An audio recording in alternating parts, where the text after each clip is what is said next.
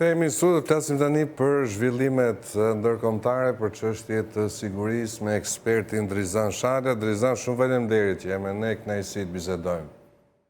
Gjoj, përshëndetje për ju dhe për audiencën e juaj, kënaqësi dhe imja. Drizan, do të ketë zhvillime goxha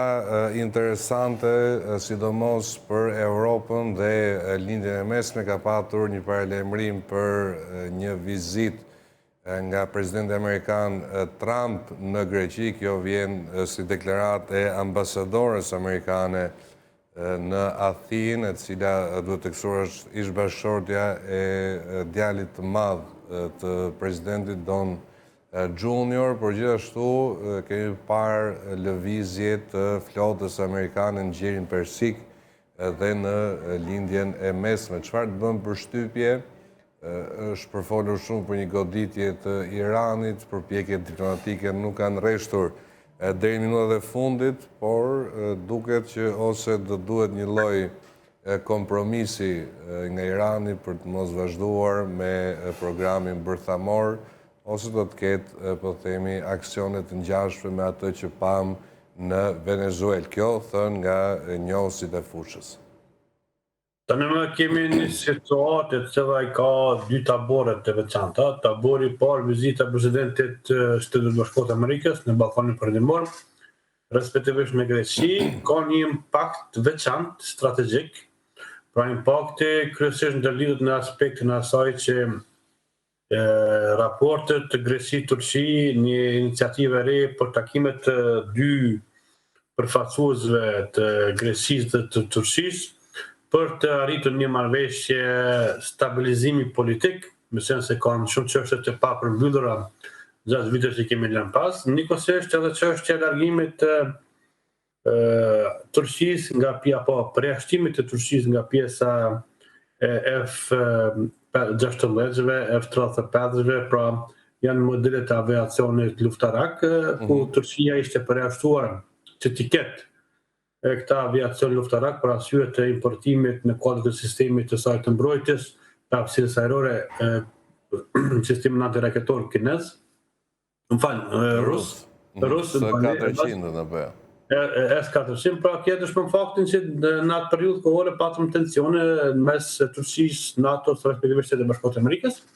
Por me qenë se këtë tabore të në që po flasim, i duhet një aliat. Një aliat që është i rëndësishëm për Shtetin Bashkuar të Amerikës,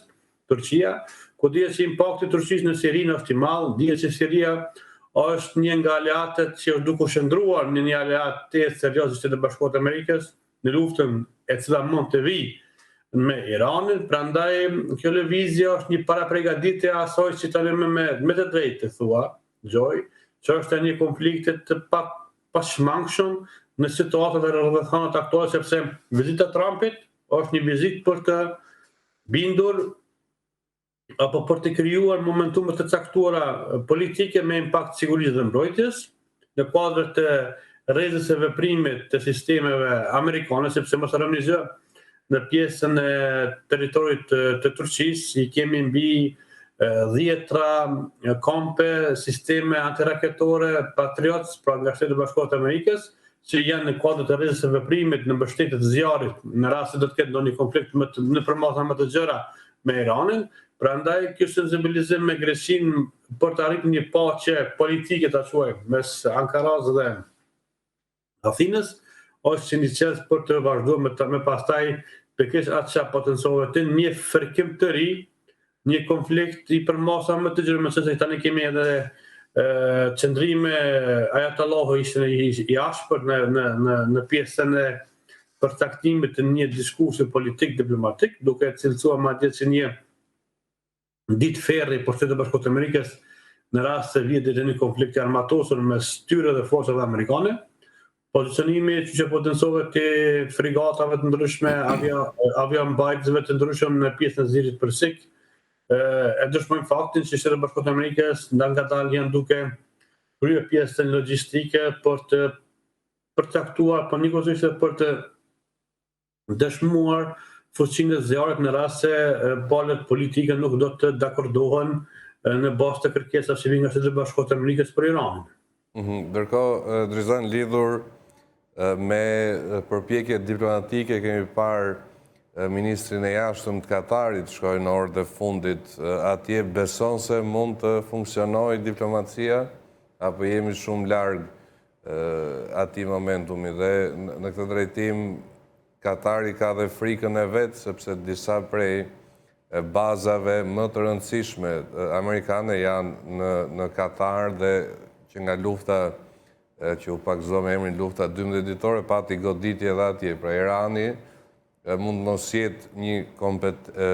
konkurrues me ushtrinë amerikane, por padyshim që një lloj dëmi mund ta bëj, apo jo? Dëmi në zhargonin ushtarak është dëm kolateral, prandaj edhe bazat amerikane të shpërndarë në linjën e mesme do të jenë padyshim target edhe nga forcat iraniane, por njëkohësisht do të jenë target nga grupe terroriste që veprojnë si proxy të Iranit. Prandaj një shpërfaqje, një agresion të drejtë për drejtë mes Shtetit Bashkuar të Amerikës dhe Iranit i vije në barë dhe shteteve të cilët janë në aleancë të ngushtë me Shtetet Bashkuara të Amerikës, që të garantojnë që bazat, qytetet e tyre mos të futen në një valë të re të luftrave mes grupeve terroriste proxy nga Irani, do duhet që të garantojnë hapësirët e tyre ajrore që në rast se do të ketë ndonjë raket interkontinentale që mund të lëvizë apo dronë të ndryshëm. Prandaj është një kompleksitet jashtëzakonshëm dhe do duhet të mirë kuptohet edhe çështja e Katarit që janë të interesuar pikërisht në këtë periudhë kohore të jipet përparësi diplomacisë për t'i bindur në këtë rast Iranin që të jetë më kooperative, më hapër sa i përket edhe programe për prodhim të energjisë bërthamore. Njëkohësisht edhe të drejtat e iranianëve brenda sistemit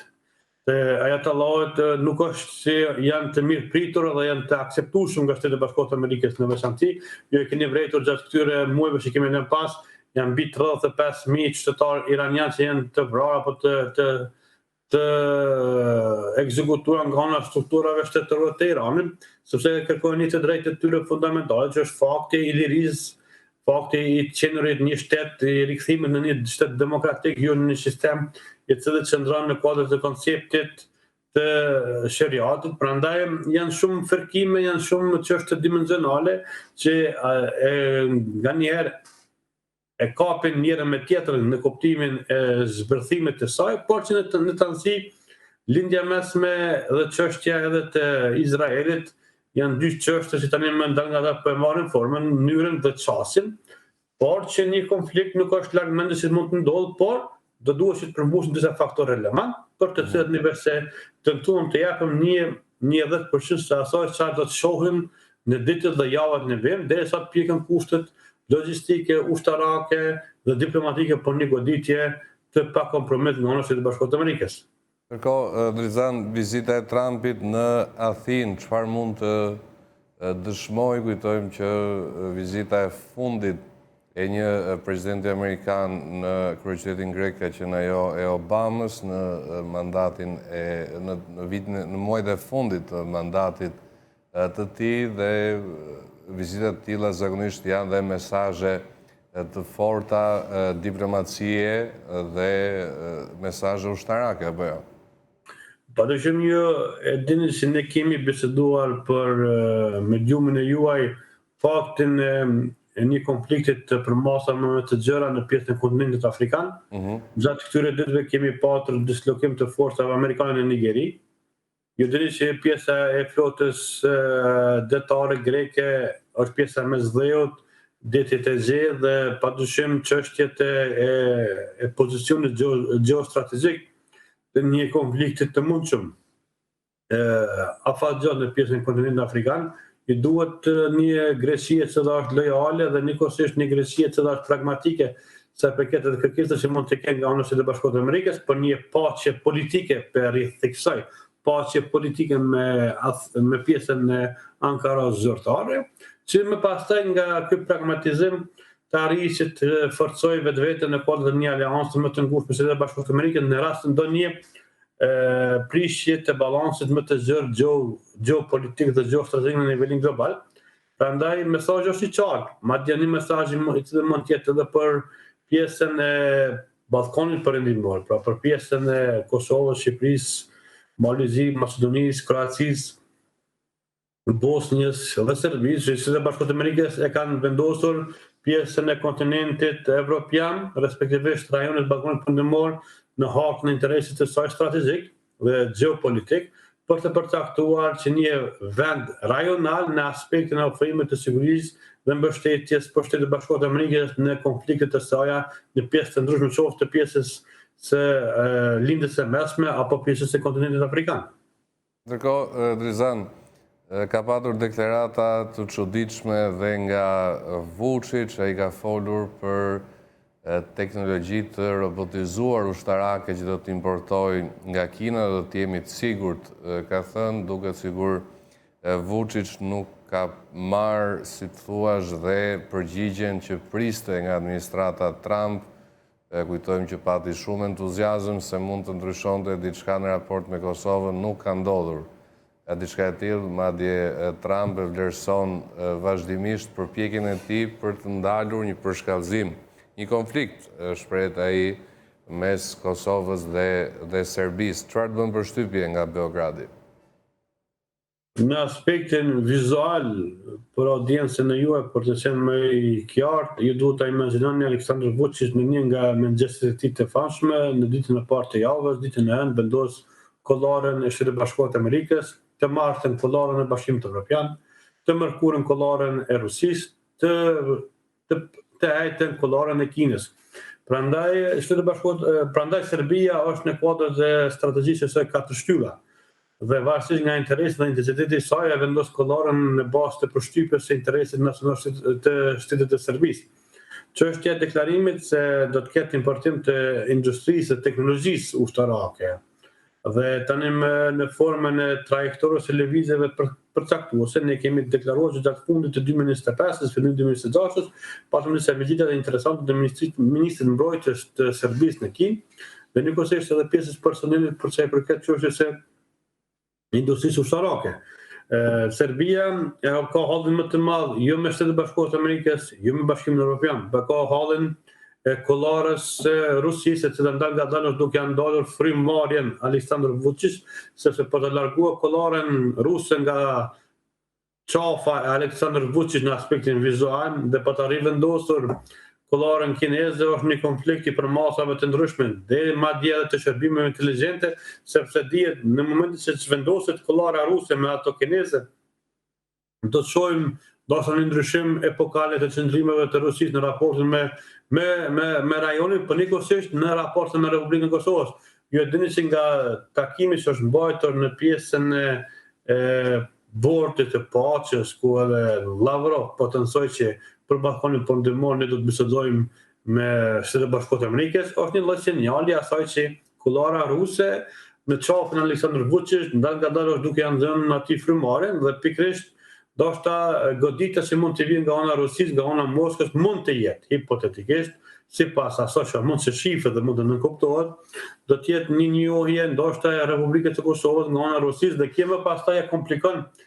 proceset e interesit të Shtetit të Serbisë në raport me Kosovën, dhe për këtë gjë ajo lëviz në drejtim të Pekinit zyrtar, sepse Kina nuk ka ndonjë interes sa i përket hapësirës territoriale mbi Kosovën,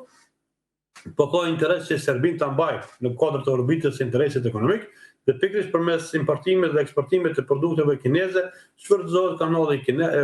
kanali i serb për të arritur qëllimet e saj të një pushtimi ekonomik në tregun evropian dhe më gjë. Prandaj një konflikt diplomatik, një konflikt i armatosur në kuptimin vizual, doktrinar dhe të shërbimeve inteligjente mes Moskës dhe Pekinit do të shpërfaqet në pjesën e Beogradit zyrtar.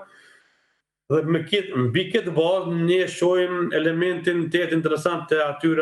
atyre veprime që kemi parë, dhe tani mund t'i analizojmë dhe mund t'i lexojmë me qartësi. Armët robotike janë fantazi apo diçka që pjesa e teknologjisë kineze, ju dini që në aspektin e industrisë ushtarake apo në mendjeve të tjera ka një avantazh, sepse është një shtet i cili ka mundësi të eksplorimit dhe zhvillimit të teknologjive të reja. Çështja e robotikëve do të jetë pjesa më shumë të aspekti i droneve, të aspekti i robotëve në nivelin taktik, pra mund të jenë robot që mund të shfrytëzojnë qoftë për diminimin e hapësirave përkatëse, apo po elementet e tjera, por asesi në aspektin imaginativ që ne do të shohim ushtar robot në përmasat të asaj që jemi mësuar të shohim për filmat të ndryshme science fiction, por do të jenë pjesë teknike, pra pjesë e mekanizmeve që ndihmojnë struktura përkatëse në përmbylljen e misionet e tyre. Rizan, kam dhe një çështje që ka të bëjë me vrasjen e dyshuar të djalit të ish diktatorit Gaddafi, Said al-Islam Gaddafi, 53 vjeçar, është raportuar se është qelluar gjatë një konfrontimi direkt me 4 persona të armatosur dhe viktima, thonë prokurorët libjan, ka ndruar jetë si rrjedhoj e plagëve të mara. Ishte djali i preferuar në thonjza e Gaddafi dhe shihej dhe si një lloj pasardhësi në rast se regjimi i tij do të qëndronte. Dëgjoj, çështja e pjesës së Libisë janë çështje të cilat kanë një karakteristikë të caktuar dhe shumë dimensionale. Ju dini që Libia është pjesë përbërëse e kontinentit afrikan. Çështjet e vëllezërve musliman, të formacioneve përkatëse të cilat kanë një influencim, ka pasur një influencim në pjesën e Libisë, njëkohësisht përmbytja e pjesës së perandorisë së Gaddafit, involvimet amerikane, forma të ndryshme, është shumë herët për të përcaktuar qarta dhe zhvillimet dhe karakteristikat e vrasjes në fjalë. Ne do duhet ta shqetësojmë se si do të rrjedhë gjithë ngjarja në javët, muajt në vim, për të përcaktuar interesin apo për të përcaktuar vijen e zhvillimeve që mund të karakterizojnë pas vrasjes së tij. Por që është një fakt është çështja se Libia nuk ka gjetur qetësinë e saj që nga rrëzimi i Gaddafit. Dhe kjo është një fakt, një dini që në pjesën e Libisë ka edhe grupe dhe celula të ndryshme terroriste, qoftë al-Nusrës, qoftë ISIS-it apo veprime të caktuara, edhe madje edhe të mbështetjes financiare për Hamasin, Hezbollahun. Prandaj çështja e Libisë është me karakter edhe interes amerikan. Se si dhe qysh dhe mbi cilat motive është bërë vrasja, do duhet të shqetësohet dhe analizuar në formën e përmbylljes së atij procesi që mund të vijë nga ana autoritetet përkatëse. E qartë. Rizan, shumë faleminderit që ishe me ne, kënaqësi të bisedonim. Gjithat mirat. Mirë miq, do të ecim më tej, do të shkojmë në reklama, kthehemi vetëm pas pak në studio, do të flasim për ekonominë dhe një raport të fundit të Fondit Monetar Ndërkombëtar.